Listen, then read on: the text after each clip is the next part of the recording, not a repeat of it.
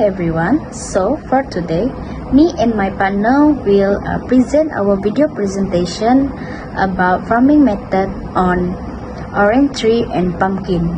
So here we decided to choose orange tree as our perennial plants and pumpkin as our annual plant. Okay, so let's move to introduction. So first, farming methods are important practice used to ensure healthy plant growth and good crop production. Different crops require different farming method depending on whether they are annual or perennial plants. Then, orange trees are classified as perennial plants because they can live and produce fruit for many years, while pumpkins are annual plants that complete their life cycle within one growing season. And for the proper farming methods such as land preparation, irrigation, fertilization, pest control, and harvesting are necessary to improve crop quality and yield.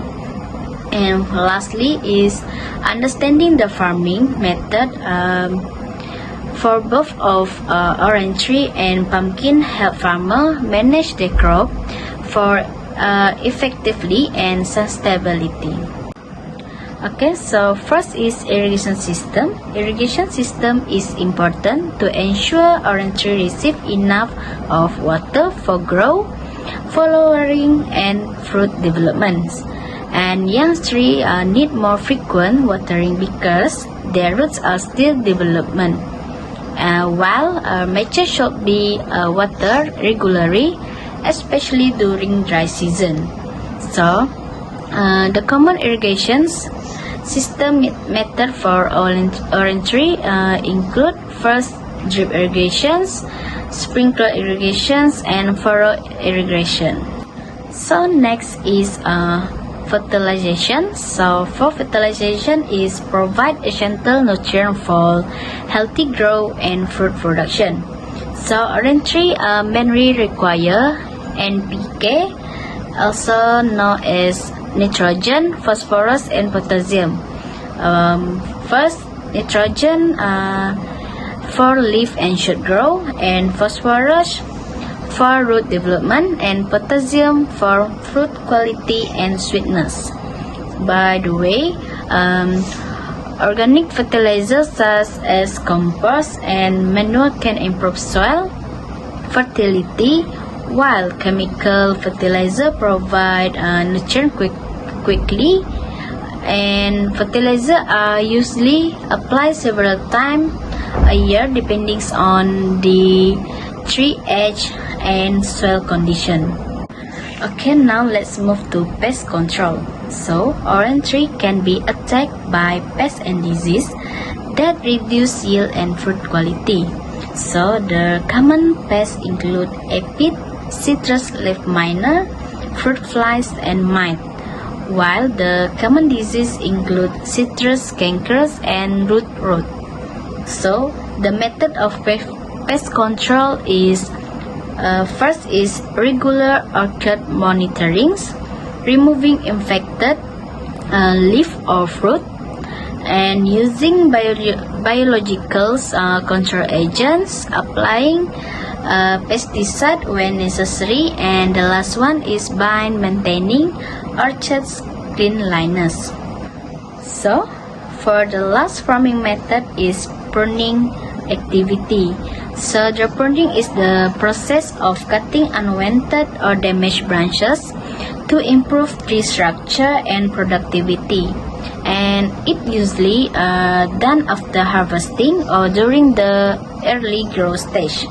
So, the purpose of pruning is to remove dead or diseased branches and improve sunlight penetrations, increase air circulations, encourage healthy fruit production, and the last one is to control tree height and shape. So, by proper pruning, it's helped to reduce disease spread and makes harvesting easier. Okay, let's move to the part of advantages of orange tree farming. So, For the advantages, first is high market demand. Orange is high market demand and popular fruits and have strong and international demand. Second is long-term production. Orange trees are perennial and produce fruit for many years. And third is nutritional value. Orange tree is rich in vitamin C, which increases their market value and consumer value. So the next is multiple uses. Orange is also can be sold fresh and processed into juice, jam, and other products. And the last one is the orange tree also suitable for small and large farm that can be grown in home gardens or large commercial orchard. Okay, so now we move to the farming method of pumpkin as an annual plant. So the first method is a traditional open field farming.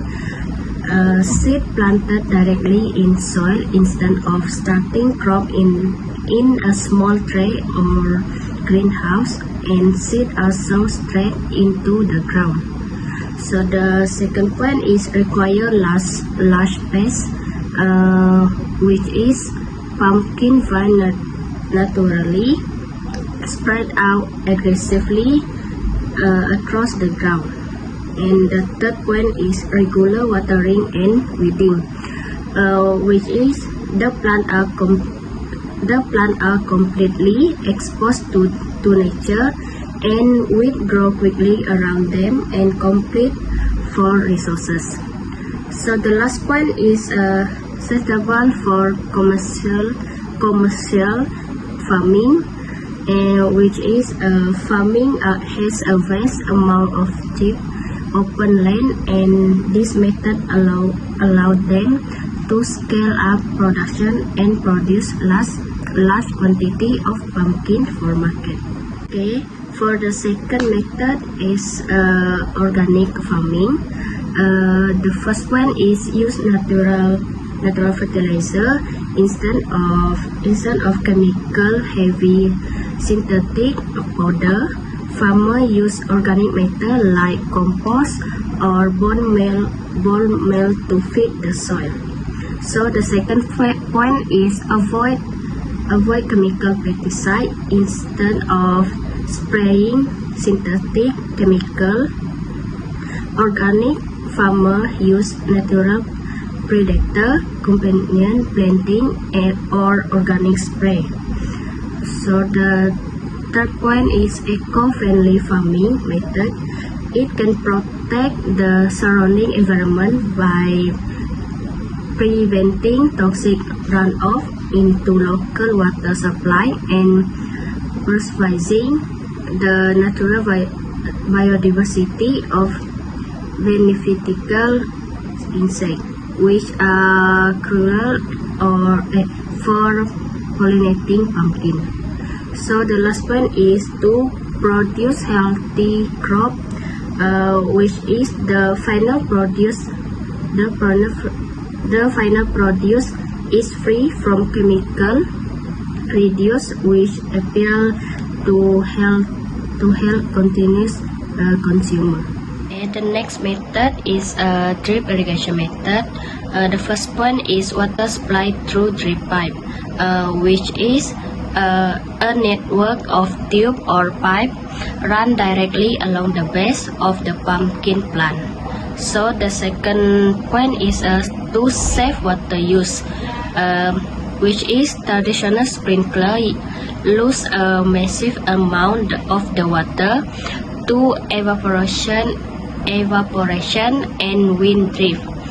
The third point is to reduce plant diseases, which is many plant disease and mold spread when water splash into the leaf, and by keeping the leaf completely dry and only wetting the soil, the risk of disease drop dramatically. So the last point is to improve crop growth. which is the plant receive a steady, consistent supply of moisture directly to their root, rather than a flood or drought cycle,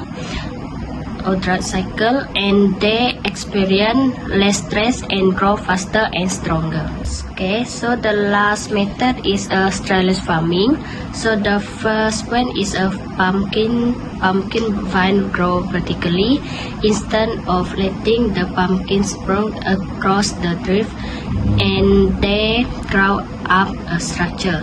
So the second point is to save planting space by using vertical space up instead of horizontal space across. So the third point is to easier harvesting, which is the pumpkin hang down at ice or waist level, meaning the farmer don't have to hands over or wade through the dense jungle of leaf to find and pick the fruit. So the last point is to better egg calculation, which is the lifting the leaf of the damp ground allow wind to pass through the foliage easily. So next we move to the advantages of pumpkin farming. So we have 4 advantages. The first one is high market demand. Second one is easy to cultivate. Third, nutritional value and multiply uses. So the first one is a high market demand. So pumpkin are widely used in food, dessert and soup, and also the demand increase during festive season and food industry. So the second one is easy to cultivate, which is pumpkin plant can grow in many soil types and warm climates. So for the third one is nutritional value, which is the pumpkin is rich in vitamin A and C and fiber and antioxidant, and also healthy food sources for consumer.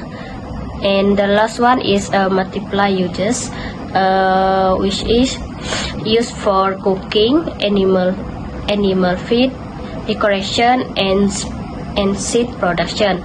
So in seed production, pumpkin seed can also be soiled separately.